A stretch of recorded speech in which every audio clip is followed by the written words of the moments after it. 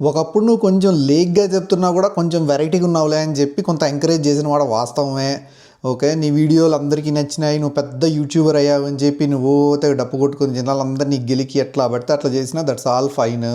కానీ నీ బతుకి తోడు నువ్వు దేవుళ్ళని అమ్మవార్లని డైరెక్ట్గానే అంత ముండా కొడుకు అయితే నేను ఇంకేమనాలరా? కడుపుకి నువ్వు అన్నమా పెంట నువ్వు తినేది? పెంటలంజా కొడక, నీకు తెలీదా ఏం మాట్లాడుతున్నావో? దేవుళ్ళని పెద్ద పెద్ద గురువుల్ని నువ్వు అనేంత గొప్పవాడివిరా నువ్వు. మరి నా అంబిషానిగాడివి ఏంద్రా నీ గొప్ప? ఆడవాళ్ళని ఏంద్ర పుచ్చకాయ పెట్టావేంట్రా నువ్వు?